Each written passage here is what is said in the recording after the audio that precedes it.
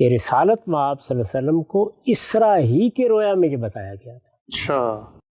اور رسالت میں آپ صلی اللہ علیہ وسلم کو رویا کی حالت میں لے جایا گیا تو آپ کی ملاقات ابراہیم علیہ السلام سے ہوئی، موسیٰ علیہ السلام سے ہوئی، عیسیٰ علیہ السلام سے ہوئی. تو عیسیٰ ابن مریم مسیح علیہ السلام کی طرف بات آپ پہنچی. فقال، ان سے پوچھا گیا تو انہوں نے کیا کہا؟ انہوں نے فرمایا قد اہدا الیہ فیما دون وجبتہا، یعنی اس کا قائم ہونا کب ہوگا یہ تو مجھے بھی نہیں معلوم، لیکن اس سے ادھر اس کی علامات وغیرہ کے بارے میں مجھ سے کچھ وعدے کیے گئے ہیں. تو مسیح علیہ السلام نے کہا فَأَنزِلُوا فَأَقْتُلُهُ، تو جب دجال کا خروج ہوگا تو میں نازل ہوں گا اور میں اس کو قتل کر دوں گا. جی بس یہ وہی جملہ ہے جو ان روایتوں میں تھا. سلامتی ہے ان آنکھوں پہ جو ہدایت پہ نظریں جمائے بیٹھی ہیں، ان کانوں پہ جو ذکر خیر کے منتظر رہتے ہیں، اور ان قدموں پہ جو ہدایت کی راہ پہ گامزن ہیں. پھر کیا امکانات باقی ہیں؟ 2 امکانات رہ جاتے ہیں، اور میں نے جب روایتوں پر لکھا ہے تو اس میں یہ دونوں امکانات بیان کر دیے. ایک یہ کہ یہ معاملہ ایسے ہی رہے، قیامت برپا ہو جائے، کچھ بھی نہ ہو، ہم اپنے پروردگار کی بارگاہ میں حاضر ہوں تو اس نے وعدہ کر رکھا ہوا ہے کہ جتنے اختلافات بھی میرے دین کے معاملے میں ہوں گے اس کا میں قیامت میں فیصلہ سنا دوں گا. ظاہر ہے کہ اس میں اہم اختلافات ہیں، یہ بھی ایک بڑا اہم اختلاف ہے.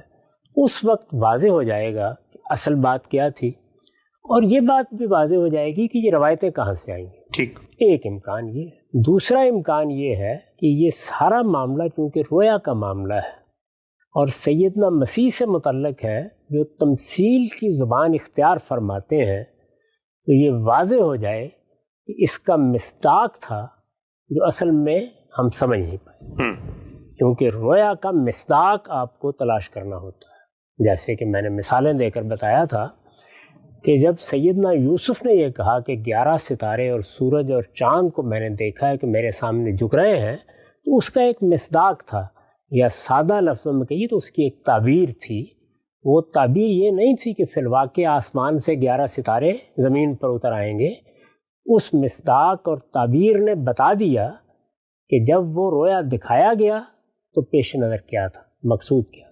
میں نے عرض کیا کہ رسالت مآب صلی اللہ علیہ وسلم اسرا اور معراج میں ایک رویا سے مشرف ہوئے، یعنی ایک رویا آپ کو دکھایا گیا، اور اس سے جس طرح کہ قرآن نے سورہ بنی اسرائیل کی ابتدا میں بیان کیا ہے، بعض بڑے بڑے حقائق آپ پر واضح کرنا مقصود تھا. سیدنا ابراہیم کو اسی طرح رویا دکھایا گیا جس میں انہوں نے دیکھا کہ میں بیٹے کو ذبح کر رہا ہوں. یہ رویا تھا، اور یہ بھی اس کا محتاج تھا کہ اس کی تعبیر کی جائے. انہوں نے تعبیر کرنا کیوں پسند نہیں کیا وہ اس وقت ہمارا موضوع نہیں ہے، لیکن رویا میں دونوں پہلو ہمیشہ ہوتے ہیں. یعنی یہ بھی ہوتا ہے کہ واقعہ ہو، اور یہ بھی ہوتا ہے کہ وہ واقع اور تمثیل کا امتزاج بن جائے یا محض تمثیل رہ جائے. ٹھیک. یہ دونوں امکانات موجود ہوتے ہیں.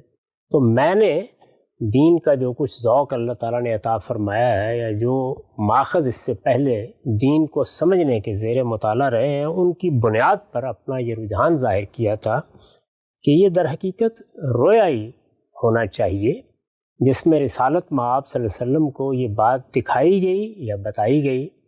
جب ایک چیز رویا میں دکھائی گئی ہے یا بتائی گئی ہے تو وہ لازماً تمثیل ہوگی، اور اس کو ہمیں اب تعبیر کے طریقے پر یا اس کا مصداق متعین کر کے سمجھنا چاہیے. ٹھیک. اس وقت میں نے اس موضوع پر مزید کوئی بات نہیں کہی تھی، بلکہ یہ عرض کر دیا تھا کہ میرا رجحان اس کی تعبیر کا ہے، لیکن اس وقت میں اس کو موضوع نہیں بناتا. اب خلاصہ کر لیجیے تو گویا بات یہ تھی کہ واقعے کی حیثیت سے تو قرآن مجید کی روشنی میں اور خود روایتوں کی روشنی میں اس کو قبول کرنا ممکن نہیں. بالکل ٹھیک. جو 2 امکان میں نے بیان کیے ہیں انہی میں سے کسی کے بارے میں غور کرنا ہوگا. اس دوران میں جب ہم روایات کا مطالعہ کر رہے تھے، اور خاص طور پر ان روایات کا جن میں رویا کی تعبیر زیر بحث ہے، تو یہ چیز سامنے آ گئی کہ رسالت مآب صلی اللہ علیہ وسلم کو اسرا ہی کے رویا میں یہ بتایا گیا تھا. اچھا. یعنی وہ رویا جس کا ذکر قرآن میں آ گیا ہے، جس کو خود قرآن نے رویا قرار دیا ہے، جس میں اور بھی باتیں بتائی گئیں. مثال کے طور پر نماز کی حقیقت اس میں تمثیل کے انداز میں بتائی گئی. یعنی یہ نماز جو تم پڑھتے ہو اور 5 وقت پڑھتے ہو، اصل میں اللہ کا حق تو یہ ہے کہ اس کو 50 نمازوں کی صورت میں ادا کیا جائے، لیکن اللہ نے کرم فرمایا ہے کہ اس نے اپنے بندوں پر اتنی ذمہ داری ڈالی ہے جو ان کے لیے مشقت کا باعث نہ بنے. اس رویا میں اور بھی بعض چیزیں اسی طرح دکھائی گئی ہیں، پیغمبروں سے ملاقات ہے اور بعض چیزیں ہیں. اسی ذیل میں یہ چیز بھی زیر بحث آتی ہے. چنانچہ متعدد روایتیں سامنے آ گئیں جس میں یہ بیان ہوا ہے کہ رسالت مآب صلی اللہ علیہ وسلم کی جب پیغمبروں سے ملاقات ہوئی ہے، رویا میں وہ پیغمبر آپ سے ملے ہیں. یہ بات تو قرآن نے واضح کر دی کہ رویا تھا. جب پیغمبر ملے ہیں تو اس موقع پر یہ معاملہ بھی زیر بحث آیا ہے. اچھا، یعنی یہ معاملہ زیر بحث آیا کہ قیامت کی کیا نشانیاں ہوں گی، اس میں یہ بات بیان ہوئی ہے.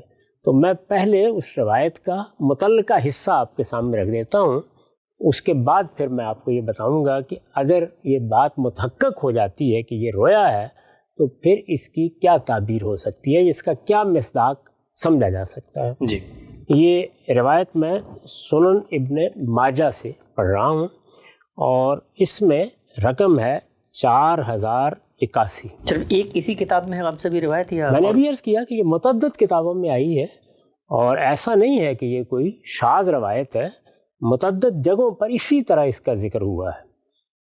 یہاں یہ روایت عبداللہ بن مسعود رضی اللہ عنہ سے ہے.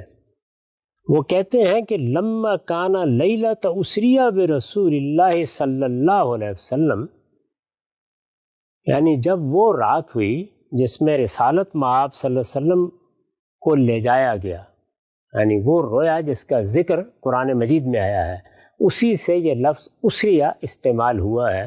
اس میں الفاظ ہیں نا کہ اسرا بعبدہ لیلا من المسجد الحرام. تو یہ کہتے ہیں کہ لقیا ابراہیم و موسیٰ و عیسیٰ، یعنی جب یہ رویا دکھایا گیا اور رسالت مآب صلی اللہ علیہ وسلم کو رویا کی حالت میں لے جایا گیا تو آپ کی ملاقات ابراہیم علیہ السلام سے ہوئی، موسیٰ علیہ السلام سے ہوئی، عیسیٰ علیہ السلام سے ہوئی.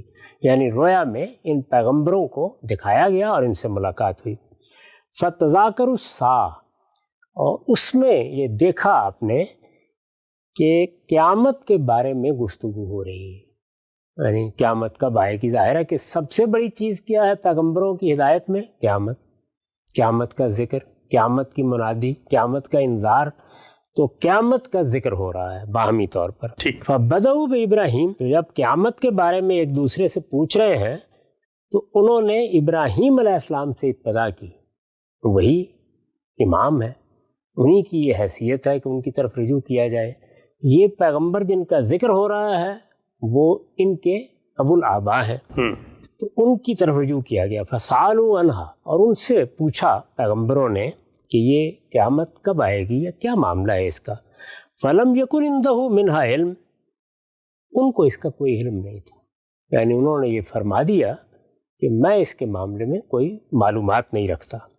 ثم سالوا موسیٰ، پھر اس کے بعد یہ اسی رویا میں بیان ہو رہا ہے. جی، موسیٰ علیہ السلام سے پوچھا گیا، فلم یکن عندہ منہا علم، ان کو بھی اس معاملے میں کوئی علم نہیں تھا. فرد الحدیث الی عیسی ابن مریم، تو بات ہوتی ہوتی سیدنا مسیح کی طرف لوٹ آئی. اچھا، یعنی جیسے آپ ایک ایک آدمی سے پوچھتے ہیں تو عیسیٰ ابن مریم مسیح علیہ السلام کی طرف بات آپ پہنچی.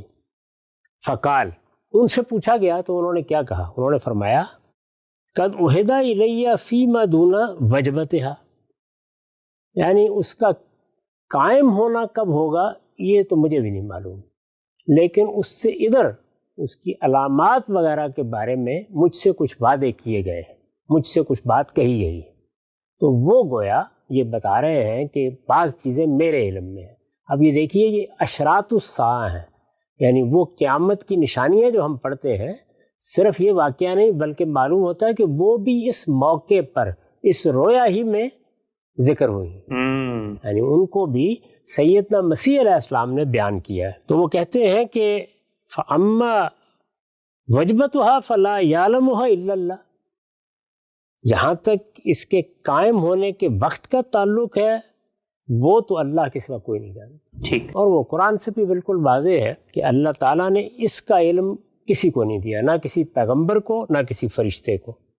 فذکر خروج الدجال، اب انہوں نے یہ بیان کیا کہ کچھ اس کی نشانیاں، یعنی اس سے ادھر جو کچھ علامتیں ظاہر ہوں گی وہ میرے علم میں ہے، وہ مجھے بتائی گئی ہیں، اور اس میں انہوں نے دجال کے خروج کا ذکر کیا. ہم یہ دیکھ چکے ہیں کہ قیامت کی جو 10 نشانیاں بیان ہوئی ہیں ان میں دجال کا خروج بھی ہے، اور دجال کے بارے میں بھی یہ بحث ہو چکی ہے کہ وہ یہود میں سے اٹھے گا اور وہ مسیح ہونے کا دعویٰ کرے گا. وہ یہ کہے گا کہ میں مسیح ہوں، اور اسے دجال اس لیے کہا جاتا ہے کہ وہ مسیح ہونے کا جھوٹا دعویٰ کرے گا، لوگوں کو فریب دے گا. تو مسیح علیہ السلام نے کہا فَأَنزِلُوا فَأَقْتُلُهُ، تو جب دجال کا خروج ہوگا تو میں نازل ہوں گا اور میں اس کو قتل کر دوں گا. جی ویسے یہ وہی جملہ ہے جو ان روایتوں میں تھا. یہی جملہ ہے جو ان روایتوں میں پھر دوسرے اسالیب میں بیان ہو گیا ہے. عام طور پر جب لوگ بیان کرتے ہیں تو وہ روایت بالمعنی کر دیتے ہیں، اور جب روایت بالمعنی ہوتی ہے تو اس میں سیغے بھی تبدیل ہو جاتے ہیں.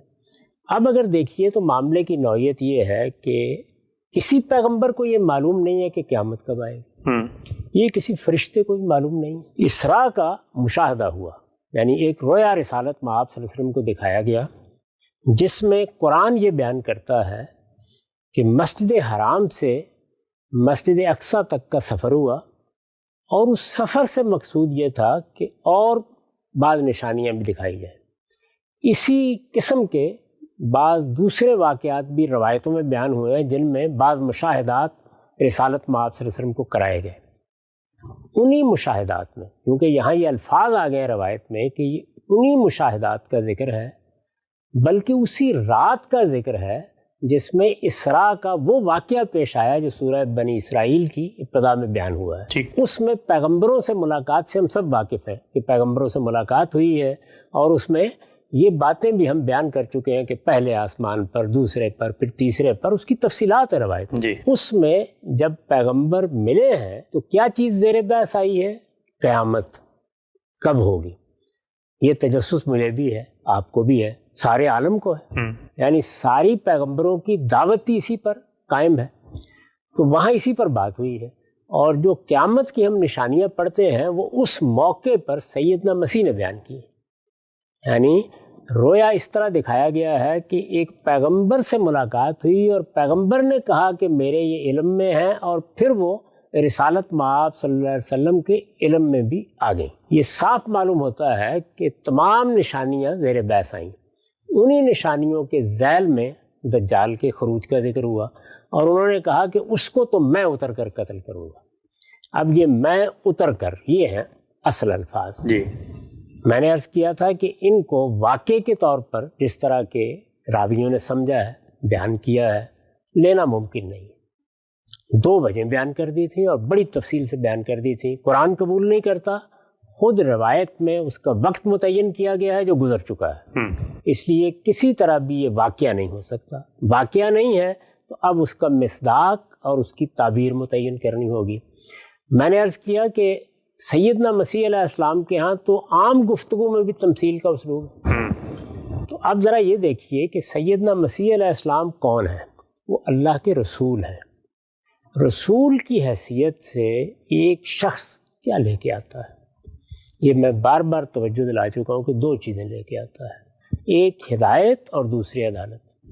یعنی اس کے پاس اللہ کی ہدایت ہوتی ہے، جیسے رسالت مآب صلی اللہ علیہ وسلم وہ ہدایت لے کر آئے جو قرآن کی صورت میں ہے، سنت کی صورت میں ہے. وہ ہدایت ہے کہ جو اب ہمارے لیے قیامت تک اللہ کی ہدایت اور اللہ کا دین ہے، اسی کی ہم پیروی کرتے ہیں. تو ہر پیغمبر اللہ کی ہدایت لے کر آتا ہے.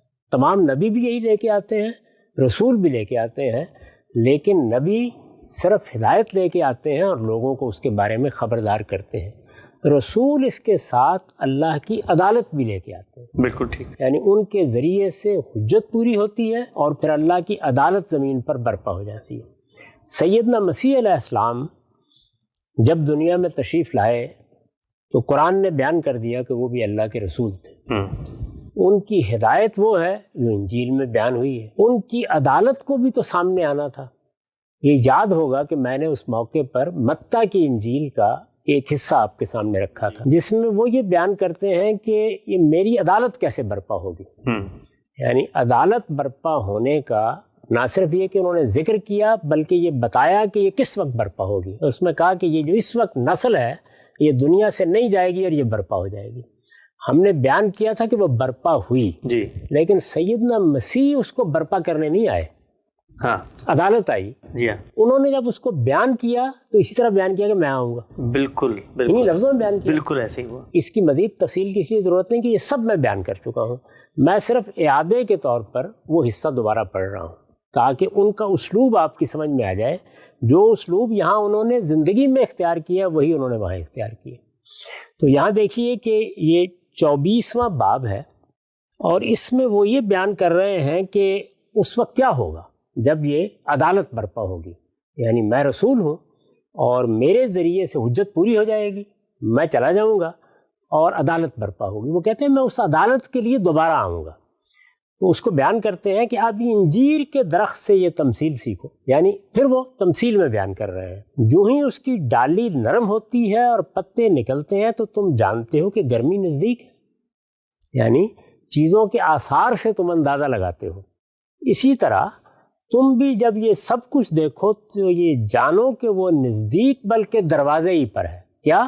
میری عدالت. یہ پیچھے بیان کر چکے ہیں. جی، میں تم سے سچ کہتا ہوں کہ جب تک یہ سب کچھ ہو نہ لے، یعنی جس عدالت کی میں بات کر رہا ہوں اس عدالت کی انہوں نے تصویر کھینچی ہے پوری کہ کس طرح جلال نمودار ہوگا. جب تک یہ سب کچھ ہو نہ لے یہ پشت گزر نہ جائے گی. یعنی یہ لوگ جو اس وقت ہیں ان کی نسل کے ختم ہونے سے پہلے پہلے عدالت کا ظہور ہوگا. یہی قانون ہے. یعنی جن لوگوں نے انکار کیا ہوتا ہے عدالت انہی پر قائم ہوتی ہے.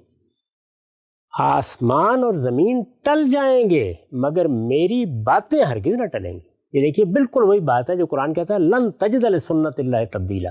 یہ اللہ کی سنت کا ظہور ہے، یہ ہر حال میں ہونا ہے. لیکن اس دن اس گھڑی کو کوئی جانتا نہیں. یعنی اس کا وقت متعین ہے لیکن کسی کے علم میں نہیں ہے کہ کب آئے گی. آسمان کے فرشتے بھی نہیں مگر فقط باپ. اللہ. اس سے یہ معلوم ہوتا ہے کہ عذاب کا وقت کون سا ہے وہ بھی اللہ تعالیٰ نہیں بتاتے جب تک وہ وقت نہیں آ جاتا. اور قیامت کا وقت بھی انہوں نے نہیں بتایا. دیکھیے کیسے بیان کرتے ہیں.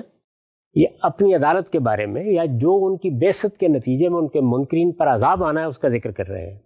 لیکن اس دن اس گھڑی کو کوئی نہیں جانتا، آسمان کے فرشتے بھی نہیں مگر فقط باپ. یعنی اللہ ہی جانتا ہے. جس طرح اپنی بات کیسے سمجھائی ہے انہوں نے، جس طرح نوح کے ایام میں ہوا اسی طرح ابن انسان کی آمد ہوگی. یعنی میری آمد ہوگی. اپنے آپ کو ابن آدم ابن انسان کہتے ہیں. اسی طرح ابن انسان کی آمد ہوگی کیونکہ جس طرح طوفان سے پہلے کے ایام میں لوگ کھاتے پیتے اور بیاہ کرتے اور بیاہے جاتے تھے اس دن تک کہ نوح کشتی میں داخل ہوا اور بے فکر رہے تا وقتے کہ طوفان آ کر سب کو بہا لے گیا. اسی طرح یعنی جیسے نوح کی دینونت برپا ہوئی تھی اسی طرح ابن انسان کی آمد بھی ہوگی. یعنی عذاب آنے کو وہ اپنی آمد سے تعبیر کر رہے ہیں کیونکہ وہ عدالت بن کے آئے تھے. اس وقت کھیت میں دو ہوں گے، ایک لے لیا جائے گا اور ایک چھوڑ دیا جائے گا. دو چکی پیستی ہوں گی، ایک لے لی جائے گی اور ایک چھوڑ دی جائے گی. یعنی جس طرح سے الگ کرتے ہیں کہ مومنین کو الگ کر لیا جاتا ہے اور منکرین کو الگ کر لیا جاتا ہے. تو یہ انہوں نے اس کی تصویر کھینچی. اس سے کیا معلوم ہوا؟ اس سے یہ معلوم ہوا کہ وہ اپنی عدالت کے برپا ہونے کو اپنے آنے سے تعبیر کر رہے ہیں. بالکل واضح. میں اس پر یہ قیاس کرتا ہوں، یہ ظاہر ہے کہ میرا فہم ہے، محض اس مصداق کے بارے میں اپنی رائے عرض کر رہا ہوں. تعبیر اور مصداق کے بارے میں حتمی طور پر کوئی بات نہیں کہی جا سکتی، بس رجحان بیان کیا ہے اور وہ یہ کہ قیامت سے پہلے ان کی ہدایت آئے گی. اچھا. یعنی ان کے بعد ان کی عدالت آنی تھی. انہوں نے اس کو اس طرح بیان کیا. اب ان کی ہدایت کیوں آنا ضروری ہے؟ اس لیے کہ ان کے بعد جو حادثہ ان کے ساتھ ہوا ہے یا ان کی ہدایت کے ساتھ ہوا ہے وہ انسانی تاریخ میں اس سے پہلے کسی پیغمبر کے ساتھ نہیں ہوا. اور وہ یہ کہ سینٹ پال نے ان کے پورے دین کو تبدیل کر کے رکھ دیا. یعنی اس کے بنیادی مقدمات ختم ہو گئے۔ سارے پیغمبر توحید کی منادی کرتے ہیں، توحید کی منادی کرنے والی اتنی بڑی شخصیت سیدنا مسیح علیہ السلام، ان کے ذریعے سے سب سے بڑا شرک پیدا کر دیا گیا۔ اور وہ شرک بھی کس درجے کا ہے، یعنی اس میں یہ لوگوں سے منوا لیا گیا کہ وہ اللہ تعالیٰ کے بیٹے ہیں، اور گویا فلسفیانہ سطح پر ذات باری کی تجسیم ان کے ذریعے سے سامنے آ گئی، یہ منوا لیا گیا۔ وہ گویا جسمانی ظہور ہیں اللہ تعالیٰ کا، اتنی بڑی بات جو انہوں نے کبھی نہیں کہی۔ انجیل آج بھی اس سے بالکل خالی ہے۔ وہ انجیل میں یہ کہتے ہیں کہ میں تو تورات کو پورا کرنے آیا ہوں، میں اس کو ختم کرنے نہیں آیا، لیکن یہ تصور قائم کیا گیا اور پھر عقیدہ بن گیا کہ تورات کے سارے احکام یا تورات کی شریعت ظاہر دین کا ایک بڑا حصہ ہوتی ہے، اور عملی طور پر تو ہم دین سے وابستہ ہی قانون اور شریعت کی بنیاد پر ہوتے ہیں۔ وہ بنی اسرائیل کے ساتھ خاص تھی۔ تو مسیحی قوم نے، جو ان کے پیروں ہیں اور اس وقت دنیا میں سب سے بڑی تعداد میں ہیں، انہوں نے پوری شریعت کو منسوخ کر دیا۔ ایسے ہی ہوا۔ یہ دوسرا بڑا حادثہ ہوا۔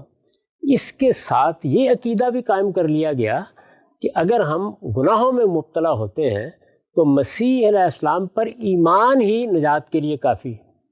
یعنی یہ ہوا ہے پیغمبروں کے ہاں کہ ہم کسی پیغمبر کو مانتے ہیں یا اس کے دامن سے وابستہ ہیں یا اس کی شفاعت نصیب ہو جائے گی، لیکن یہ بات بھی اس انتہا تک پہنچ گئی، گویا کفارے کا ایک پورا کا پورا عقیدہ قائم ہو گیا۔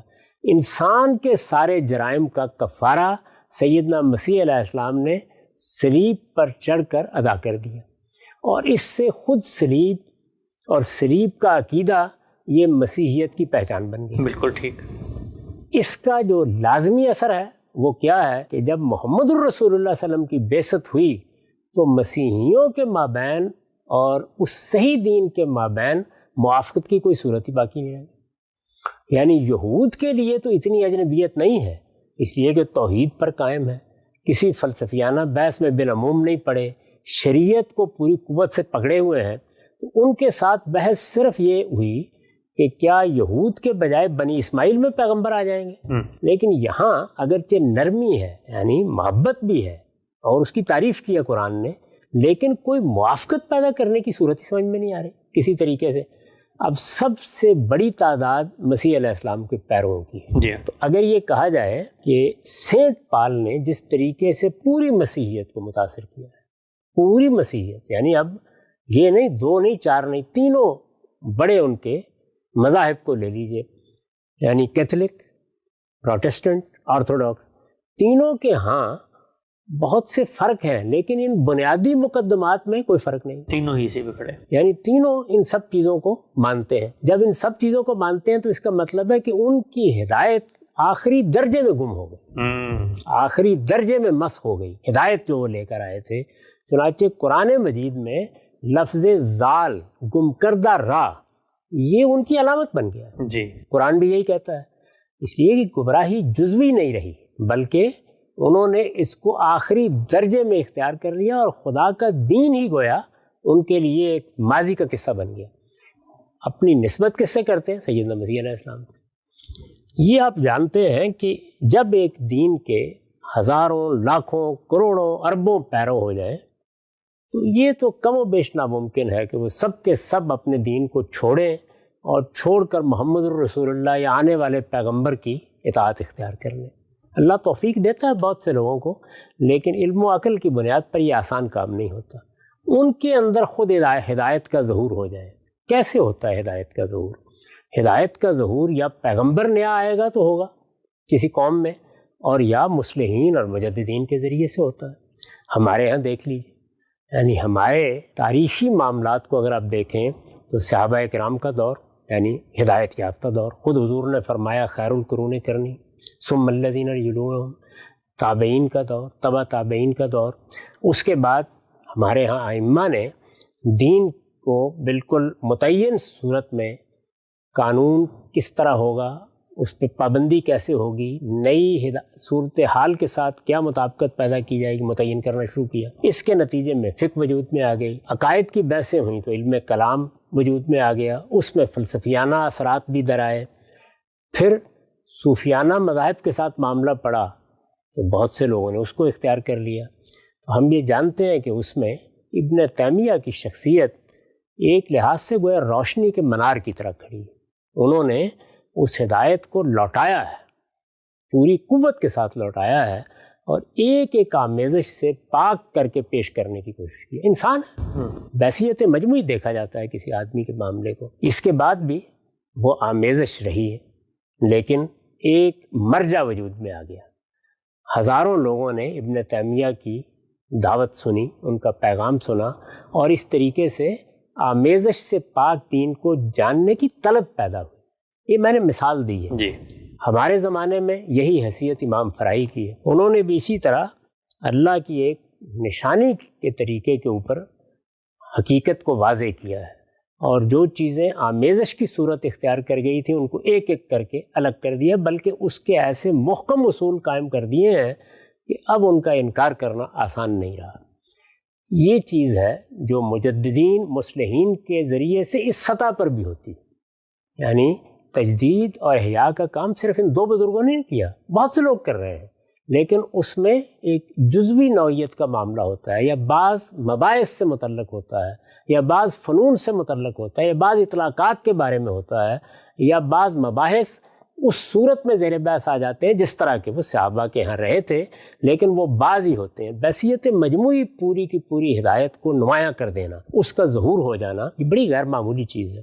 تو میرا احساس یہ ہے کہ ان کی ہدایت اسی طریقے سے خود مسیحیوں کے ہاں ظہور پذیر ہو جائے. کوئی ریفارمر پیدا ہوگا، ریفارمر پیدا ہوگا یا ریفارمر پیدا ہوں گے، کوئی مجدد پیدا ہوگا یا مجددین پیدا ہوں گے، جو جس طریقے سے پروٹسٹنٹزم نے ایک بالکل نئی دنیا پیدا کر دی تھی، اسی طریقے سے خود مسیحیوں کے ہاں وہ نئی دنیا پیدا کر دیں گے. اس کو در حقیقت انہوں نے اپنے نزول سے تعبیر کیا ہے. اور جب خود مسیحی دنیا میں یہ عظیم انقلاب آ جائے گا، یعنی ان کی ہدایت لوٹ آئے گی، وہ اس ہدایت کی مراجعت کریں گے، تو اس کو دیکھیے اس میں کیسے بیان کیا گیا ہے. صلیب توڑ دی جائے گی، بیان کیا نا، صلیب توڑ دی جائے. کیا ہے؟ تسلیس کی نشانی. یہ گویا تسلیس کی نشانی ہے. اس کے ساتھ وہ سب چیزیں وابستہ ہیں جو صلیب کے عقیدے کے نتیجے میں پیدا ہوئی، بہت اہم، یا سینٹ پال نے ان کو پیدا کیا ہے. وہ سب چیزیں جن کا تعلق شرک سے ہے، توحید سے ہے، اور چیزوں سے ہے، وہ سب کی سب گویا ایک لفظ کے اندر بیان ہو جاتی ہے کہ صلیب توڑ دی جائے گی. ظاہر ہے کہ یہ تو آپ مانیں گے، یہ تو نہیں ہوگا کہ ایک صلیب اتار کے اس کو توڑ دیں. جی. صلیب توڑ دی جائے گی یعنی وہ سارے تصورات ختم ہو جائیں گے، اور بالکل وہی چیز سامنے آ جائے گی جو قرآن بیان کر رہا ہے. کفارے کا عقیدہ بھی کہ وہ صلیب دیے ہی نہیں گئے. یہ معاملہ اس طریقے سے ہوا ہی نہیں ہے، اور اس سے جو تم نے عقائد پیدا کر لیے ہیں وہ عقائد بھی آپ سے آپ ختم ہو جائیں گے. اس کے بعد یہ ہے کہ جنگ و جدال کا ماحول ختم ہو جائے گا، جنگ ختم ہو جائے. اس لیے کہ جنگ و جدال کا سب سے بڑا مارکا اگر آپ انبیاء کے دین میں دیکھیں تو وہ ہے کیا؟ یہود میں سے تو دجال اٹھ کھڑا ہوا ہے اور وہ ایک فتنہ برپا کر رہا ہے. اصل معاملہ ہے ہی مسلمانوں میں اور مسیحیوں میں. تو جب ادھر تو ہدایت ظہور پذیر ہو چکی محمد الرسول اللہ کے ذریعے سے، کاش وہ اسی کو قبول کرتے، ان کے اپنے ہاں ظہور پذیر ہوگی تو مخاصمت ختم ہونی چاہیے، جنگ و جدال کا ماحول ختم ہونا چاہیے. تو یہ میں نے عرض کیا کہ یہ تعبیریں ہیں اس چیز کی کہ ہدایت کا اپنی اصل صورت میں ظہور ہو جائے. خنزیر کو قتل کریں گے ہم سب، وہ بھی ہے نا، وہ بھی یہی چیز ہے نا، وہ شریعت کی علامت ہے. اچھا. یعنی خنزیر کیوں ان لوگوں کے ہاں ایک علامت بن گیا ہے؟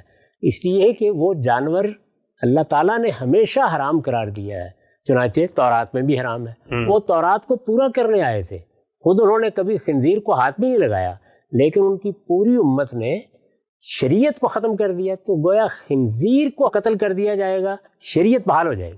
اچھا. تو اب آپ دیکھیے کہ کوئی کسر باقی رہ گئی، یعنی مسلمانوں میں اور ان کے درمیان جنگ کا ماحول ختم ہو جائے گا، مخاصمت ختم ہو جائے گی. کیونکہ مخاصمت ہے کس چیز پر؟ اسی چیز پر، اسی ہدایت کے بارے میں ہے جو حضرت مسیح لے کے آئے تھے اور جس کی محمد الرسول اللہ تجدید کر چکے ہیں، لیکن وہ اس کو ماننے کے لیے تیار نہیں ہوئے. تو جنگ اور مخاصمت کے ماحول کے خاتمے کا یہ گویا لازمی مصداق ہے. اور صلیب توڑ دی جائے گی سے وہ عقائد کے معاملے میں جو مسائل پیدا ہوئے ہیں وہ سب بیان کر دیے. اور خنزیر کو مار دیا جائے گا، اس کو قتل کر دیا جائے گا. تو گویا یہ بات واضح ہو گئی کہ شریعت اپنی اصل شان کے ساتھ بحال ہوگی۔ ان کے ہاں اگر کوئی ہدایت کا احیاء ہونا ہے تو یہی ہونا ہے نا، یعنی عقائد درست ہو جائیں، شریعت بحال ہو جائے اور یہ کفارے وغیرہ کے عقیدے ختم ہوں اور مسلمانوں اور ان کے درمیان بالکل اسی طرح کا تعلق پیدا ہو جائے جس طرح کے دین ابراہیمی کے ماننے والوں میں ہونا چاہیے۔ اس کے بعد کسی کو اللہ توفیق دے تو وہ محمد الرسول اللہ پر بھی ایمان لے آئے، وہ ایک الگ بحث ہے، لیکن خود ہدایت کا ظہور اس طریقے سے کسی تجدید کے نتیجے میں ہو سکتا ہے۔ وہ تجدید جو کسی ایک شخص سے ہو یا 10 اشخاص سے ہو، اس سے فرق نہیں پڑتا، یعنی ایک مجدد اور مصلح سے ہو یا مجددین اور مصلحین سے ہو، اور یہ انہی کے اندر ہونا چاہیے، کیونکہ مسیح علیہ السلام کے آنے کی صحیح تعبیر اسی وقت ہوگی۔ تو انہوں نے کہا کہ میں نازل ہو جاؤں گا، جیسے انہوں نے یہاں یہ کہا کہ میں تو دنیا سے جا رہا ہوں لیکن میری عدالت برپا ہوگی تو گویا میں آؤں گا، ابن انسان آئے گا۔ تو عدالت کو بھی اپنے آنے سے تعبیر کیا ہے، اور اس رویا میں جو رسول اللہ کو دکھایا گیا، دجال کے خاتمے کے لیے اپنے نزول کے الفاظ بھی گویا اپنی ہدایت کے آنے کی تعبیر کے طور پر اختیار کیے گئے ہیں۔ تو جب ان کی ہدایت اس طریقے سے زندہ ہو جائے گی، اس کا احیاء ہو جائے گا، مسلمانوں کے اور ان کے مابین یعنی مسیحیوں کے مابین کوئی مخاصمت باقی نہیں رہے گی، اور دجال کا ظہور ہو چکا ہوگا تو پھر کیا ہوگا؟ پھر مسلمانوں کے بارے میں جیسے روایت میں بیان ہوا ہے کہ وہ جب دجال کو مارنے کے لیے نکلیں گے تو اپنی قوت کے لحاظ سے اس قابل نہیں ہوں گے، مسیحی آ کر ان کو ماریں گے۔ یعنی دجال کا خاتمہ پھر گویا انہی مصلحین کے ہاتھ سے ہو جائے گا۔ یہ بھی روایت میں بیان ہوا ہے، یہ تو سب روایتوں میں بیان ہو چکا ہے نا۔ یعنی یہ بات کہ مسلمانوں کا ایک لشکر، اور وہ لشکر کون سا ہوگا؟ جو قسطنطنیہ سے نکلے گا۔ اب یہ دیکھیے کہ اس سے بالکل واضح ہو گیا کہ اس میں جو یہ بیان کیا گیا تو وہ بھی یہی ہے کہ مسلمانوں کے اندر سے جو لوگ اقدام کرنے کے لیے تیار ہوں گے وہ ترکوں کے جانشین ہوں گے، اور وہ اس پوزیشن میں نہیں ہوں گے کہ اتنے بڑے فتنے کا استحصال کر سکیں۔ سیدنا مسیح کا نزول ہو جائے گا، سیدنا مسیح کا نزول ہو جائے گا، یعنی ان کی ہدایت کا نزول ہو جائے گا، اور ان کی ہدایت کے نتیجے میں مسیحی مسلمانوں کی پشت پر آ جائیں گے، کیونکہ مخاصمت ختم ہو جائے گی، اور اس طرح دجال کے فتنے کا خاتمہ کر دیا جائے گا۔ یہ میرے نزدیک اگر ان سب چیزوں کو آپ سامنے رکھیں تو ان روایتوں میں جو بات بیان کی گئی ہے اس کی تعبیر ہے، اور تعبیر کیوں کرنی ضروری ہے وہ ہم اس سے پہلے بیان کر چکے ہیں۔ کوئی دوسرا شخص اور تعبیریں بھی کر سکتا ہے، لیکن میں نے اپنی تعبیر ان شواہد کی روشنی میں بیان کی۔ اچھا، سبحان اللہ، اور بہت بہت آپ کا شکریہ اتنی بڑی الجھن کے بارے میں اپنے نقطہ نظر سے رہنمائی پیش کرنے کے لیے۔